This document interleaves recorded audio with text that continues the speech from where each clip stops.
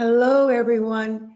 Welcome to our senior care presentation on the various options of where to go and when you need to go. Just a few little details before we begin. We will be asking you for questions if you have them. And the way you do that is on the right side of your screen, toward the bottom, there is an item that says questions. So just press that, and below that will be a place where you can type in your questions, and then Ben will read your questions after the presentation ends.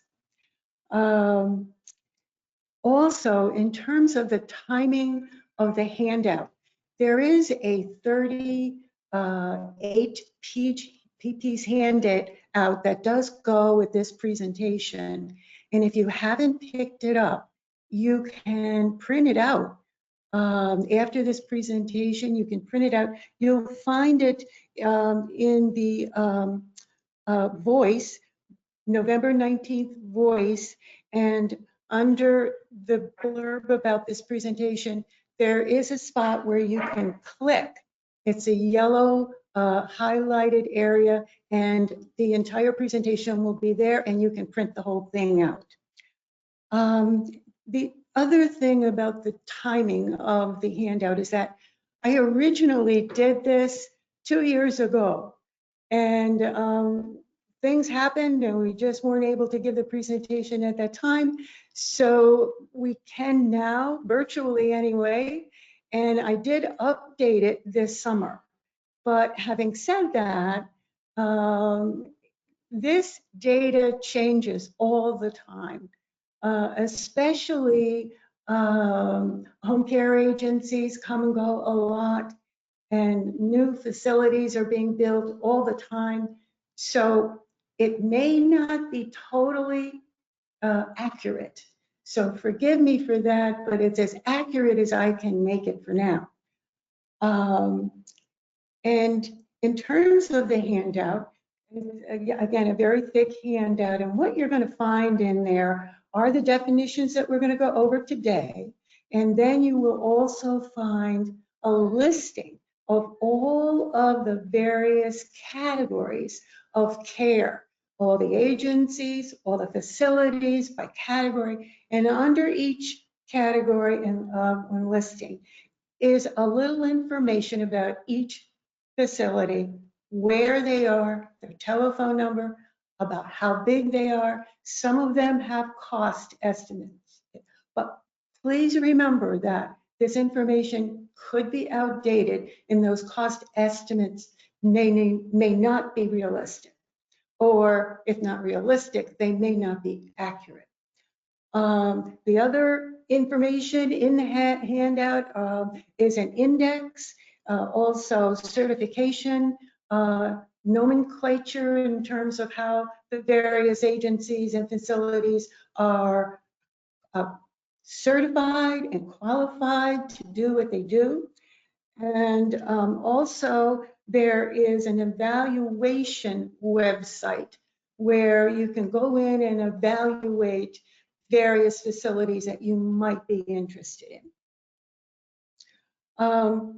And also, after we finish with this presentation, if you're confused or you need additional information or explanation, please give me a call, because we're going to unload a lot of stuff today, and it's going to be hard to remember it all. So if you need any help at all, please give me a call. I'll be more than happy to help you in any way, find the place for you. A little bit of my background, just so that you know where I come from. I am a nurse by background. I was a director of nursing of a skilled nursing facility in SNF, 210 beds for a while. And I also, when I worked for the Big 8, I was also director of the long-term care practice. So with that background and experience, I understood a little bit about what this handout says. And I guess we can also now just start, and we'll go on to the first page of the handout. So what are the objectives? Well, we're going to try to build awareness on all the senior care options. We're going to provide a detailed handout. Some of you might have already picked it up, and if you haven't, you can print it out at your leisure. And other information that may help you with the decision-making process, because to receive senior care intervention. It's very complicated in many ways, and hopefully this will give you some direction. And the takeaways are that you will become familiar with various levels of care, become aware of the admission criteria, the average length of stay and approximate cost for each level, and discuss how best to determine what and when to pursue the most appropriate level of senior care for you. Okay. Now we're going to go through the continuum, and there's a whole continuum of options. Home care is a big one, and that's great because you can be home with the care you need. Now, there's two different kinds of home care. There's Medicare certified home care, and there's a non-medical home care that Medicare does not pay for. There are assisted, there's an independent living facility, there's an assisted living facility, there's a memory care facility, there's a skilled nursing facility, rehab services. When we talk of rehab, we're talking physical therapy, occupational therapy, and speech therapy. There's hospice or end of life. There are combo facilities, facilities that do 2 or more different types of care. There are facilities that just do independent and assisted living, facilities that do independent, assisted, and memory care, and assisted living and memory care.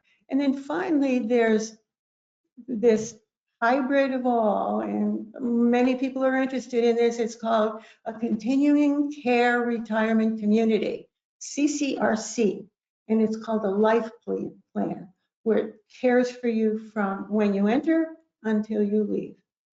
Now, the Department of Health and Human Services said at least 70% of us, age 65 and over, that's a lot of us, may need and will need some type of long-term care at some point in your daily life. So let's go on to talk about Medicare, Certified Home Health Agency. This is the home care. It's also called a CHA, C-H-A, and this home care is difficult to get in a way because you need to be in the hospital for at least 3 days. And you need a physician's order and a plan of care for home care. You need to have skilled nursing, which means you need to have an RN. You also need to have care from a certified nurse's aide, a CNA. Or you may need physical therapy or occupational therapy or speech. And this is the kicker. If you are home, you need to be homebound. That is, in order for Medicare to pay for your home care services, you can't leave the house. Because if you leave the house, they deem that you're not sick enough to require Medicare home care. Typically, it's a short term, it's up to 60 to 100 days.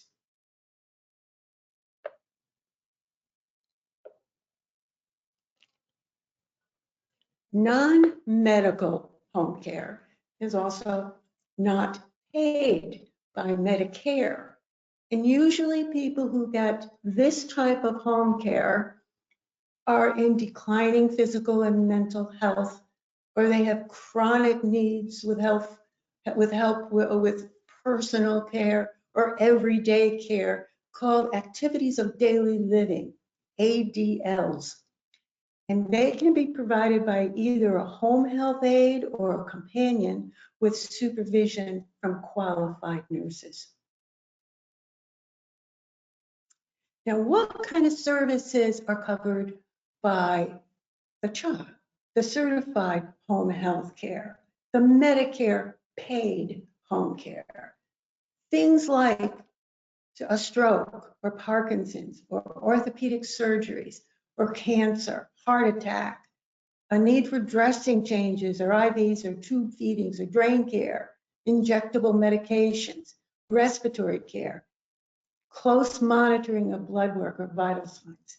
So these items usually qualify with, as we said before, a 3-day hospital stay and a doctor's physician order for home care.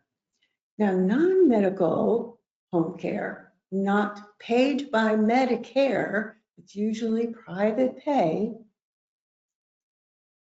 That type of care is companion care, home helper, home helper for meals and meds and MD visits, groceries, laundry, housekeeping, socialization, personal care, assisting with ADLs, mobility, eating, bathing, dressing, incontinence care, supportive care, transportation, and prescription pickup, memory care with Alzheimer's or dementia, encourage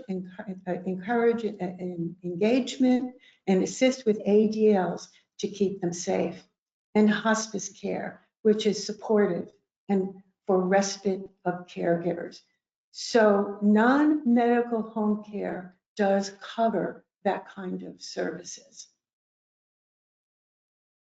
The home care costs vary, and this data is old, so I don't know how accurate it is. But the National Care Planning Council says that home health aides range anywhere from $10 to $25 an hour, and professional workers like the RN, PT, OT, speech, anywhere from $100 to $70 to $100, and I've heard of even more. Now, John Hancock, this is old data, 2016 Cost of Care Survey, Naples. Home health aides range from $20 to $22, $250 for live-ins for a 24-hour period of time, $75 for professional nurses. Now, other sources are specific and website specific, but the range for the aides are anywhere from $19 to $28 an hour. Now, the next slide is interesting because it compares, and you can see the difference. If you want a homemaker in the house or a home health aide, or if you go to an assisted living facility or a nursing home, which is more like a skilled nursing home, the costs are really different. If you want a homemaker, it's about $563, and this information is based on a 25-hour work week. Now it's a little higher for home health aides, it's $615.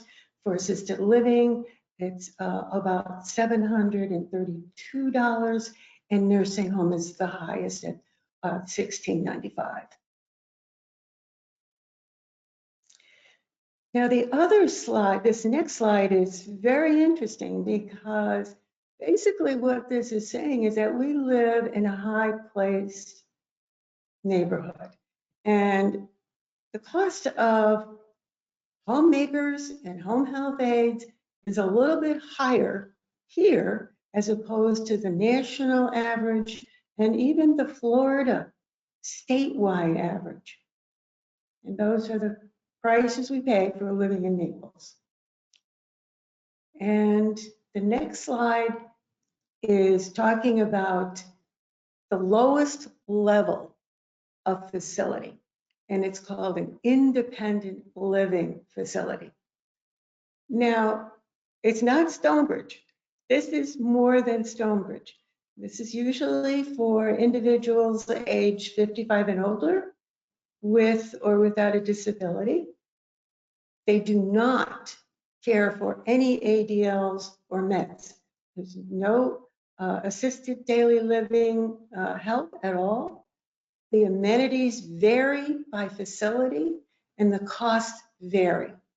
They typically allow for your spouse to be with you and to have a car. Some provide meals, some do not. Others offer community activities, organized trips, central air and heat, transportation, maintenance. Most of them all have, however, safety features in the bathroom.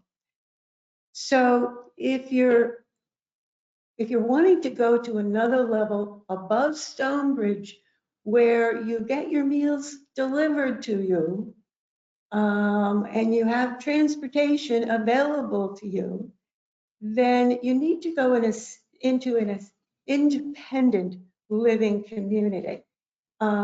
Moorings Park, sorry, let me just say that again.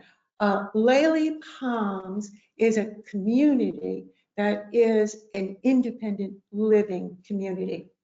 And you know, I just want to go back for a second to the Medicare certified and the non-Medicare certified home care. An example of the Medicare certified home care is the Moorings Park Home Care Agency. Now, you may have heard of the Moorings Park, which is also a CCRC, and it has almost everything there. But it also has excellent home care that will come to your home that is Medicare certified.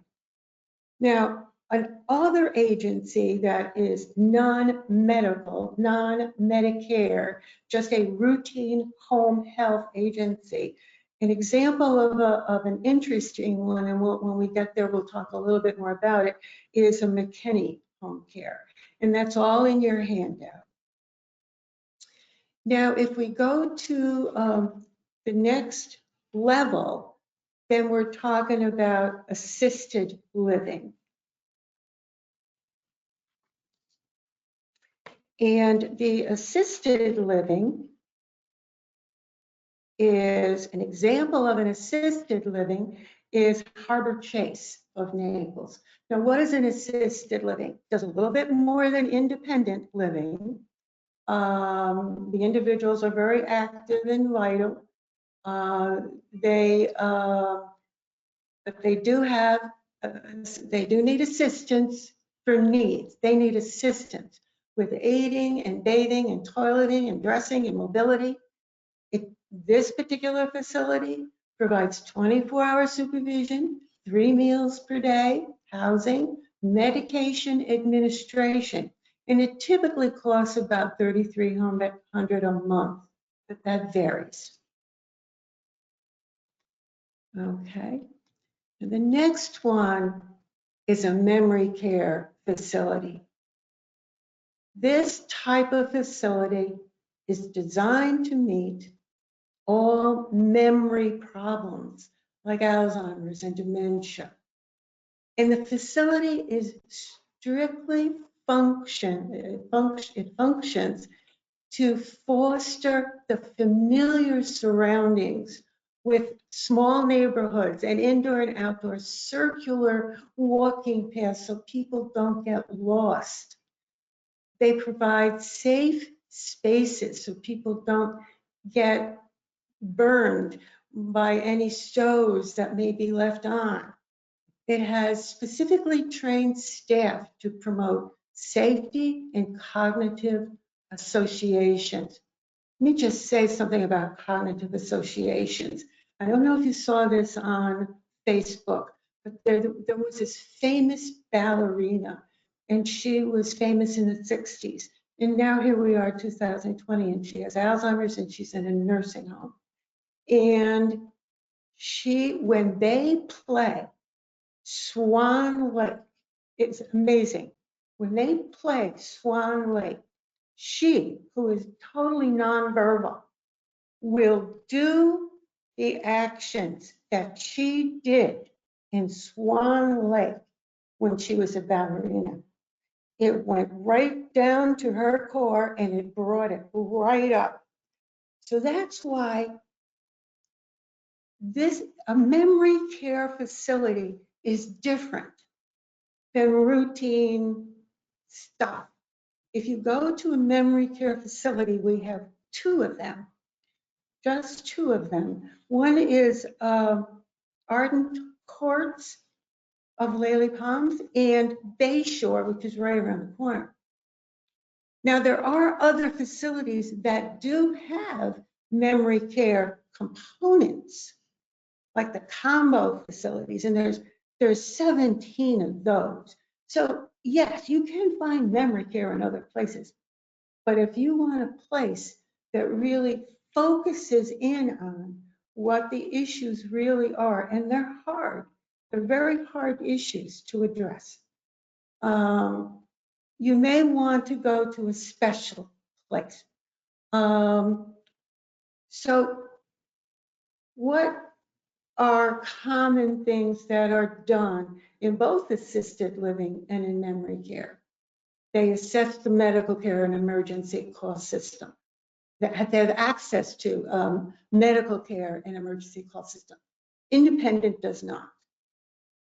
Health and exercise programs are very important. Housekeeping, linen, 24-hour days, staff supervision, transportation, and 3 meals a day.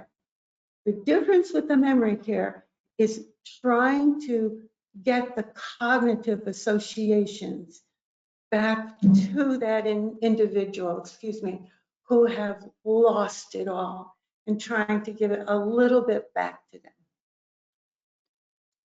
them. Okay. Now, skilled nursing facilities. This is an interesting one because the skilled nursing facility, again, is Medicare paid. Skilled nursing needs and requires an RN supervision, and it can be a part of a hospital. It can be a standalone facility. It can be a part of a CCRC when we get to those. They usually provide one or more of the following medically necessary professional services, and we've said them before: nursing, physical therapy, occupational therapy, speech, audiology. They're strictly monitored by the federal government, and Medicare pays for the first 100 days. Now, rehab service is also interesting because it can be a standalone facility. It can be a wing of a hospital. Rehab can be in an SNF, a skilled nursing facility. You can have rehab in home care, in your own home, and it is transferable from one location to another. Well, let's say that you had a fractured hip and you had physical therapy in the hospital, and then you went home, and you went home with home care for physical therapy. It is transferable, and it doesn't get cut off when you move from one level to another. What does rehab do? Rehab helps to restore the lost skills due to an illness or an injury. It regains or maintains maximum level of functioning. Now, Medicare will pay based on the therapist and MD plan of care and the progress made toward that plan of care. Now, when the plan of care ends and the progress has been made and no more progress can be made, Medicare will not pay because the patient has reached a plateau and can no longer achieve continued progress. So Medicare pays up until a point. Okay? Now there's a different type of facility that I just wanted to talk about, which is Brookdale. Brookdale is a rehab facility that is different because it's Medicare paid pretty much for the entire stay. And what Brookdale does, and it's right behind the hospital over here on Immokalee, and it provides 3 hours of rehab every day of the week. And that's the only criteria to get in. You need a doctor's order, you need a doctor's evaluation. So it's very difficult to get into Brookdale. I was there. I was in Brookdale when I had my sepsis and I was in a coma for 10 days. And when I got out of the coma, I couldn't talk, and I can't talk too well now either, but I'm getting better. And, excuse me. I couldn't walk. I couldn't say my name. I couldn't write. So, but it basically all came back. I am playing golf now. This facility was the one that helped me get back because they gave me physical therapy, speech therapy, and occupational therapy that's 3 hours a day for every day of the week. So they kept you busy. But it's called Brookdale, and there are other Brookdale facilities, but this one is for the extensive rehab. Anyway, I've already done that. I guess we can move to the next one. Hospice. And this is tough. Hospice is tough. Let me just see where it is here.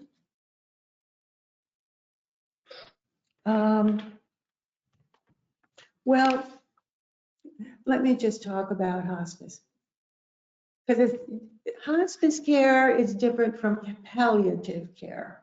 Very different. Hospice care is paid by Medicare. Palliative care is not. Can you go to a hospice facility for both? Yes, but usually not. Hospice is supportive care to persons in their final stage of illness, focusing on comfort rather than cure. And the goal, this is really tough, the goal is to be free of pain and to live each day as fully as possible. It's provided by Hospice Care trained professionals to relieve pain, provide emotional, psychological, spiritual support for patient and families. And that's the most important part here too. And it can be provided, hospice care, in a hospital, in an SNF, at home, a standalone hospice. The standalone hospice that you may be familiar with is about Medicare covers for these services. The only problem is, now this is a tough one because a lot of people don't want to do this. Hospice is only covered by Medicare if and only if you are deemed to pass within 6 months. This is a Medicare regulation. And all the curative treatments like chemo are discontinued. Gotta stop everything except the pain meds. So a lot of people don't want to do that. They want to keep going. So they can go to hospice, but it's not going to be paid for. Now, palliative care can be done in the home, but it's non-terminal. It's life-limiting. It's chronic diseases. People who have CHF, cardiac failure, chronic lung failure, they have the ability to receive palliative care so that they can remain comfortable and receive medications, but it's not paid by Medicare.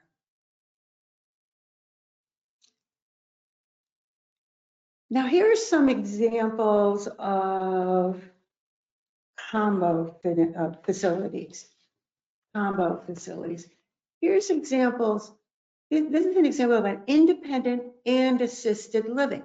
So it has both independent and assisted. If you need some meals and you and you need safety measures, and you need transportation, and you need help with ADLs, that's an assisted living, these places will do both.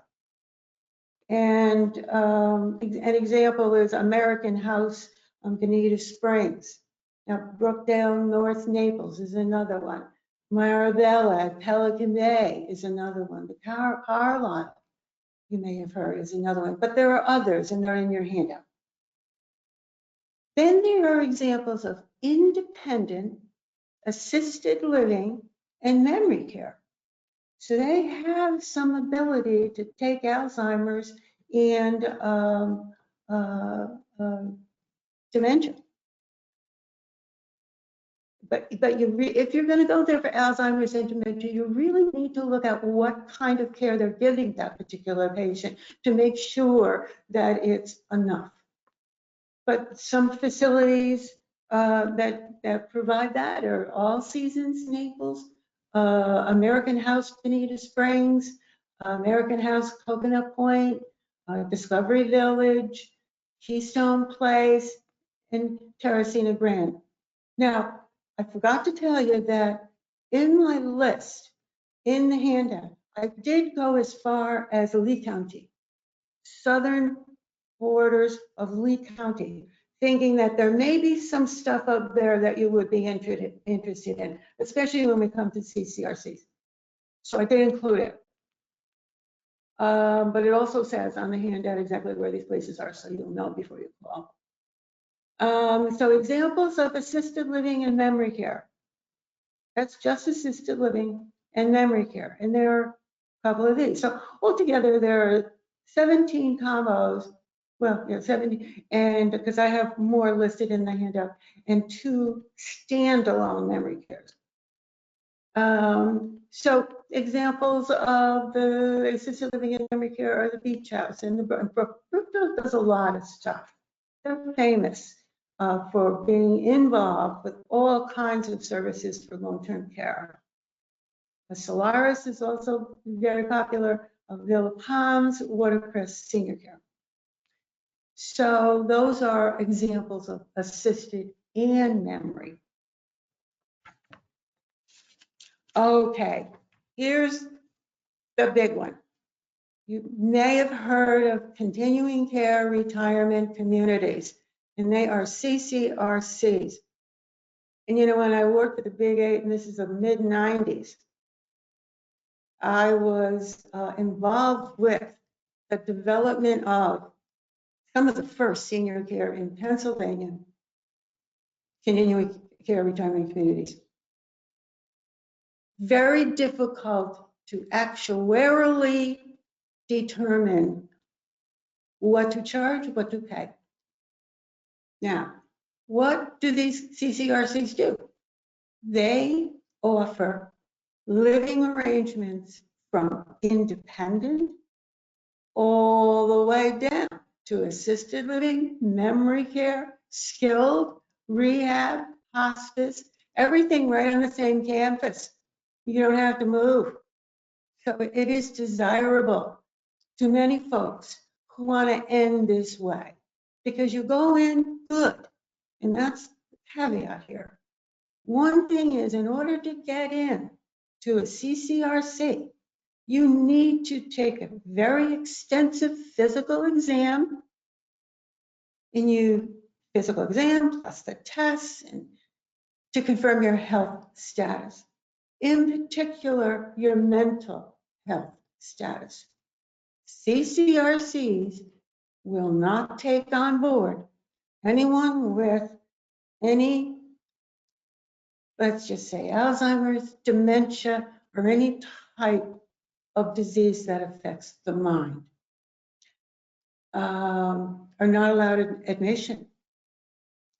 Now, the goal is to provide this continuum of care consisting of all those levels so that you can age in place.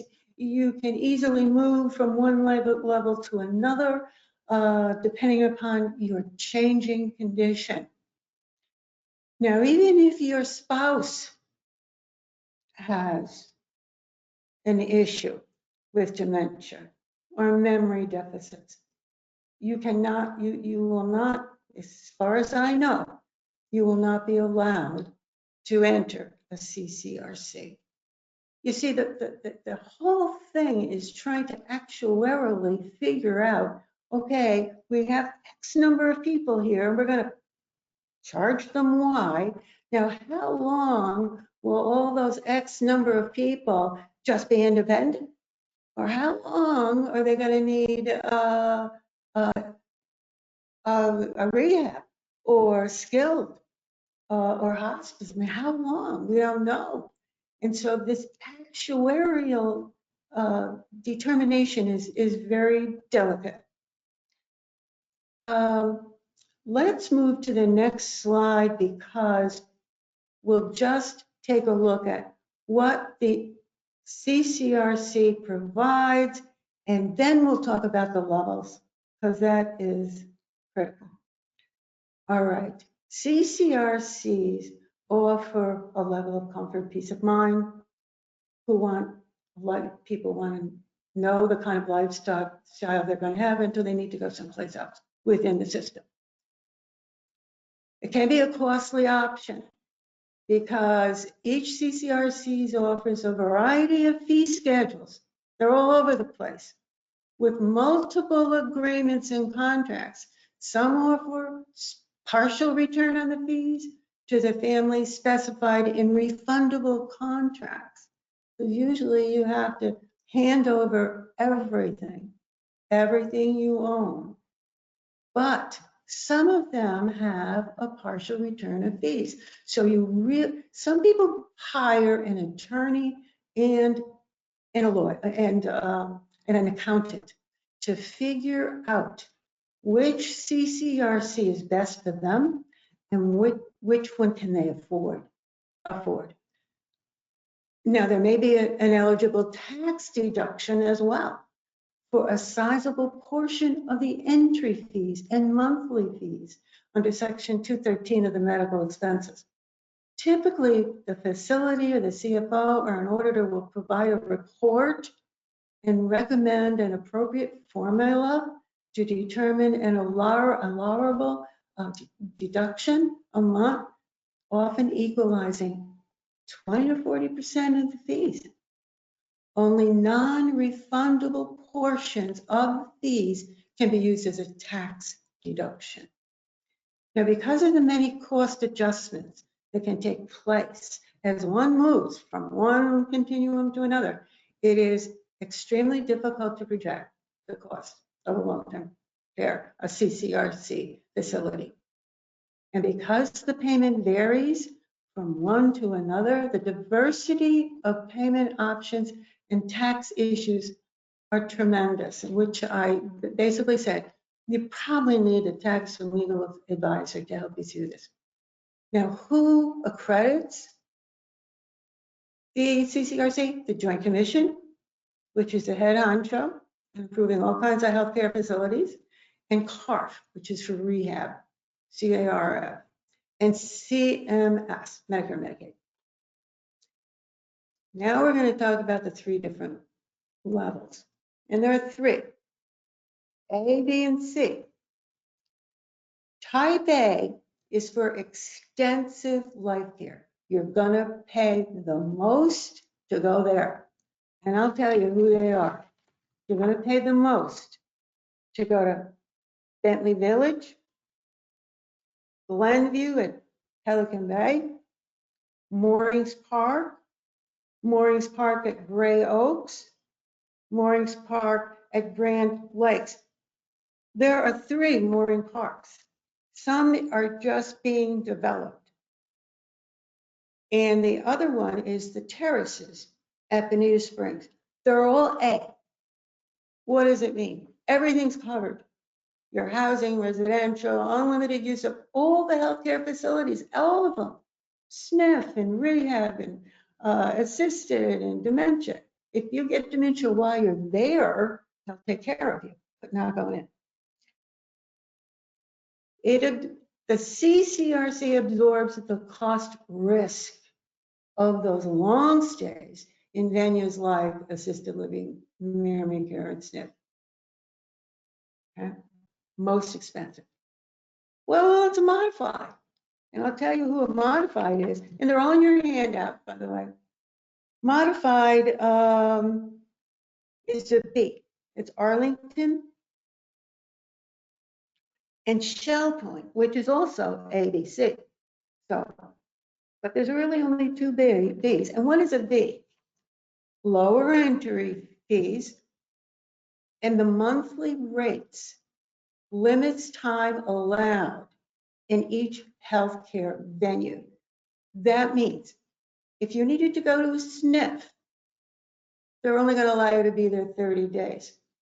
If you need 60 days in a SNF, well, you're going to have to pay the other 30 days at the going maximum rate because they're only going to cover 30 of them. And I basically just said that. So it will increase to the market rate. The resident takes the risk of paying more than a monthly rate that you think you bought into, if and only if you have to go to another level of care. Now, type C, you can't be fooled by type C. So let me just tell you what they are. Type C is Cypress Cove, Shell Point as a type C, and Sienna Lakes. Sienna Lakes is brand new, going over, I can't remember the name of the street, but it's close, very close to here.